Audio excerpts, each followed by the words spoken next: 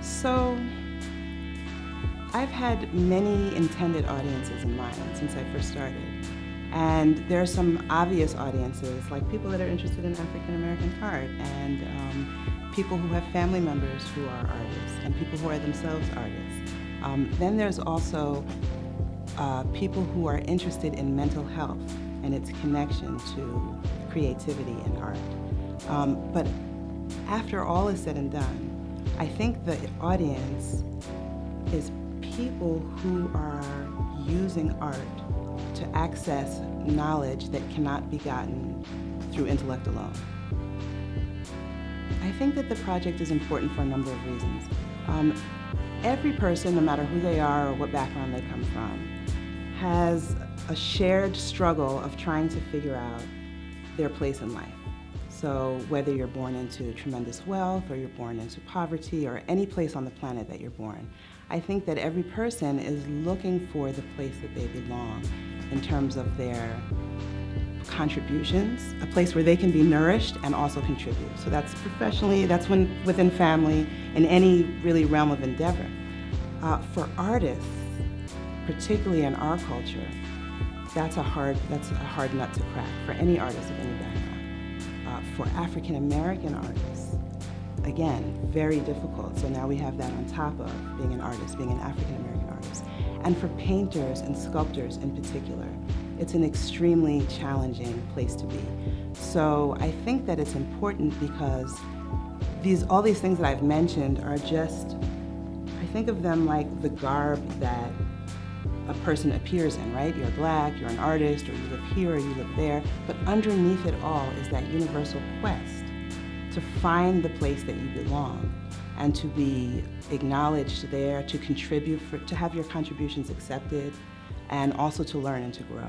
So if we can understand what's going on with black visual artists, I think that we will be able to understand something about ourselves, no matter who we are. I learned, and this shouldn't be a surprise, but it is, I learned that I'm also an artist. I didn't come into this project thinking of myself as an artist. I came into the project thinking of it as me resolving different issues in my life, or me writing something that I wanted to read that I couldn't find anywhere. And as I've been on this journey, I have discovered that I'm an artist. And there's a lot of facets to that, and it was something that I wasn't expecting to do. I was thinking of myself writing about people who are artists, not as an artist myself. Reading is very pleasurable, and I maybe could have stayed a reader for my life and just talked about books with people. I came to writing very late in life, well, very, later than many.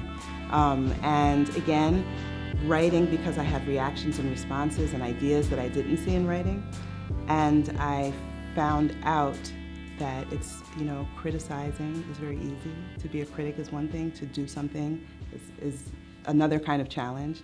I have enormous respect for writers that I didn't think about writing that way in the past. It was either good, it wasn't good, here's what I liked, here's what I didn't like. But trying to do something yourself is completely different. So this residency has been unspeakably important to me. It's my third residency. I went to my first residency a year ago. And I went to McDowell Colony, which is a fantastic place that I would recommend to anyone. It's an amazing place. It's got a long and storied history.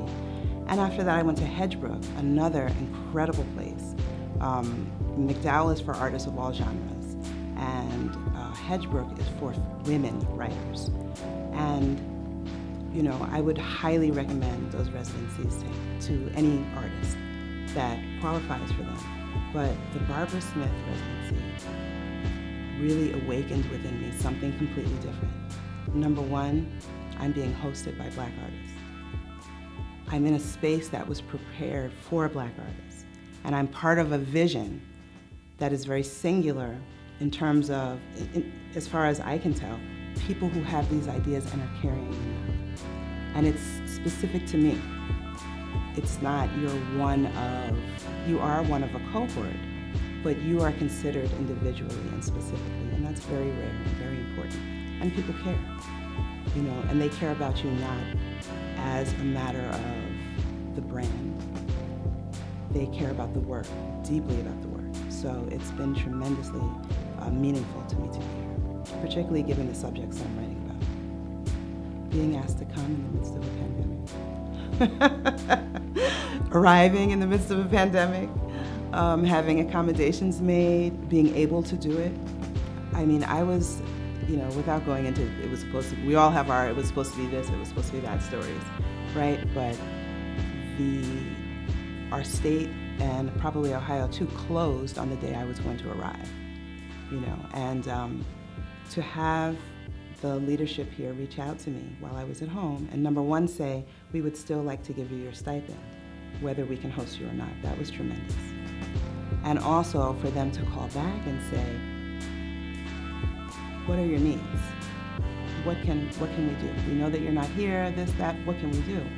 And when I told them that really the only thing that would be helpful to me would be to go away somewhere, and I was thinking about how can I possibly do that? I have 2 small children, and I live with 2 elders as well as my husband working from home. I mean, the usual scenario that we're all in now, mine to a high degree.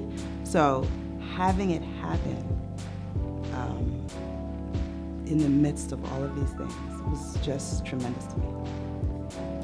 I want to tell them that it's essential, that it's a window into the future, that we will look back and say, oh my gosh, look, it was happening here, this kind of thing was happening here, because it is new. And I don't mean just the Barbara Smith residency, the entire program, the model that has been created at 12 Arts. I have not seen a model like that before at all. I want to tell them to support it. I want to tell them to apply for it. I want to tell them to look out for it wherever they see it, and whenever they see it, to understand that this is something different. Final thoughts. There's a scripture that was very special to my dad. It comes from the Baha'i faith, and I would like to recite it. It's very short. And the reason I'd like to recite it is because it's the feeling that I get at 12 Arts. And the scripture says, O Son of Spirit, my first counsel is this: possess a pure, kindly, and radiant heart, that thine may be a sovereignty, ancient, imperishable, and everlasting.